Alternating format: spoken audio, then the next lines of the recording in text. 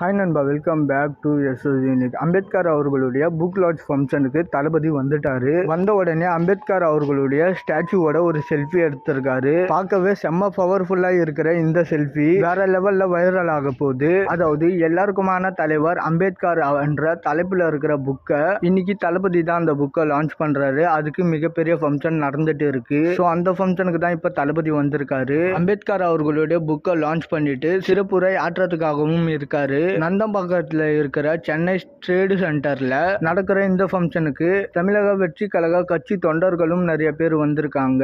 ப்ராப்பரா பாஸ் வச்சிருக்கிறவங்களுக்கு மட்டும்தான் அனுமதி. 5 மணிக்கு ஃபங்க்ஷனுக்கு தளபதி 3 மணிக்கே வந்துட்டு கரெக்டா 5 மணிக்கு பாத்தீங்கன்னா ஃபங்க்ஷன் நடக்கிற இடத்துக்குள்ள தளபதி வந்திருக்காரு. ஆக்சுவலா இந்த ஃபங்க்ஷன் இனிஷியலா தமிழ்நாட்டோட முதல்வர் ஸ்டாலினி அவர்களுடைய முன்னிலையில திருமாவளவன் அவர்களும் தமிழ்நாட்டோட முதலமைச்சர் ஸ்டாலினி அவர்களும் வெளியிடுற மாதிரி தான் இந்த பிளான் பண்ணியிருந்தாங்க.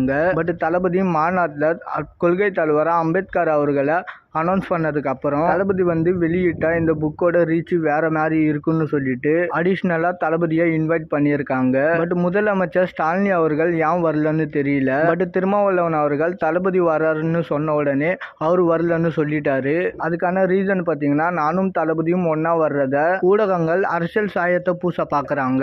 சில வருஷமா நான் டிஎம்கேல பயணிச்சுட்டு இருக்கிறதுனால நான் இந்த மாதிரியான செய்திக்கு இடம் கொடுக்க விரும்பல.